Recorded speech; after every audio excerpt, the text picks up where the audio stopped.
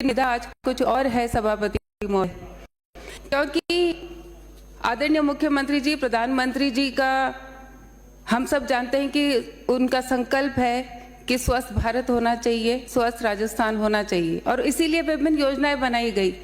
लेकिन इन योजनाओं की क्रियान्विति कैसे संभव है जब न हमारे पास पूरे संसाधन है, न चिकित्सक है, न उनके नीचे नर्सिंग कर्मी है, न स्टाफ है। तो केवल योजनाएं बनाने से आज मेरा मन बहुत दुखी है, क्योंकि मैं एक डॉक्टर हूं और मैं अगर मेरे बाड़मेर की बात करूं तो पिछले 7 सालों से जो बाड़मेर हॉस्पिटल की स्थिति हुई है, मैं कई बार संज्ञान में लेकर भी आई। बाड़मेर हॉस्पिटल की ओपीडी 3000 की है, जहां डेली 500 सोनोग्राफी होती है और मशीनें हैं सिर्फ 3। तो डॉक्टर सिर्फ 200 सोनोग्राफी कर पाते हैं और 300 सोनोग्राफी को 1 महीने 1.5 महीने की वेटिंग देनी पड़ती है या फिर बाहर भेजना पड़ता है। सीटी स्कैन मशीन है, वो पीपीपी मोड पे है, जो 5 साल से पुरानी है, बंद पड़ी है। और आज के दिन भी, आज की न्यूज़पेपर में हेडलाइन है कि वहां पर 1.5 किलोमीटर दूर उस वृद्धा महिला को ले जाना पड़ा, उसके चोट लगी। एमआरआई मशीन की बात करें तो 2019-20 के अंदर एमआरआई मशीन के लिए घोषणा की गई थी। राजमहल के अधीन मेडिकल कॉलेज में 4 बार टेंडर हुए, निरस्त हुए, आज दिन तक एमआरआई मशीन लगी नहीं है। कैथ लैब है, 2022-23 की बजट में घोषणा हुई, 650 लाख की वित्तीय स्वीकृति जारी हुई, 2 बार टेंडर हुए लेकिन कैंसिल हुए। और हमारा जो बाड़मेर का मेडिकल कॉलेज है, वो इकलौता जो 17 राजमहल के मेडिकल कॉलेज है, वो हमारा बाड़मेर का इकलौता मेडिकल कॉलेज है जहां पर कि कैथ लैब की सुविधा नहीं है। वहाँ कार्डियोलॉजिस्ट है पिछले 2 साल से, लेकिन मरीजों को रेफर करना पड़ता है 200 किलोमीटर दूर जोधपुर में।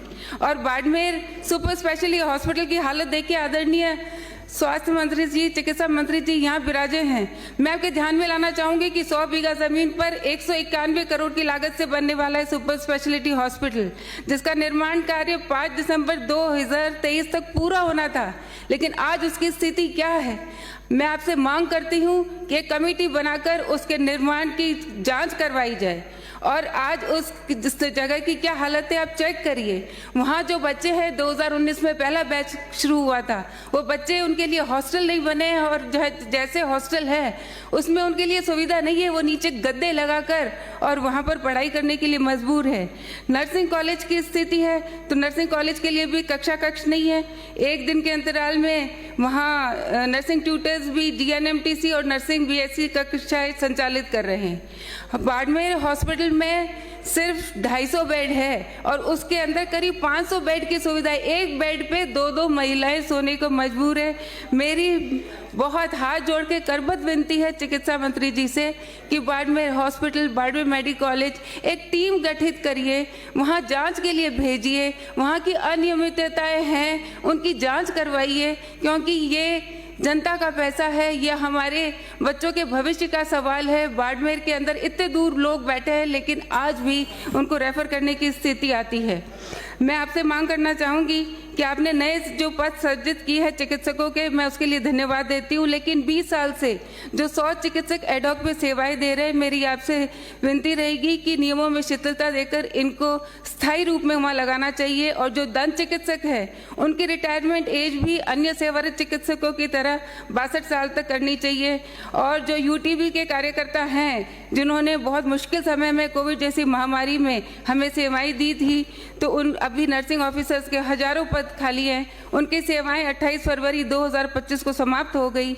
मेरा मान्यवर जी से निवेदन है कि यूटीबी जीएनएम की सेवा अभिवृद्धि मार्च 2026 तक करने की कृपा करावे, ताकि आने वाले समय में वो भी अपनी नियमित सेवाएं दे पाए। मैं विश्वास करती हूँ कि आदरणीय चिकित्सा मंत्री जी एक सीमांत जिले के ऊपर, वहाँ जो दूर दूर ढाणियों में बैठे लोग हैं उनके ऊपर पूरा अपना ध्यान देंगे और एक पीएचसी पे कम से कम 2 डॉक्टर्स होने चाहिए, क्योंकि अगर एक डॉक्टर है तो प्रशासक भी वही है, क्लर्क भी वही है, कुछ लिखना है तो भी वही है, कुछ लाना है तो भी वही है।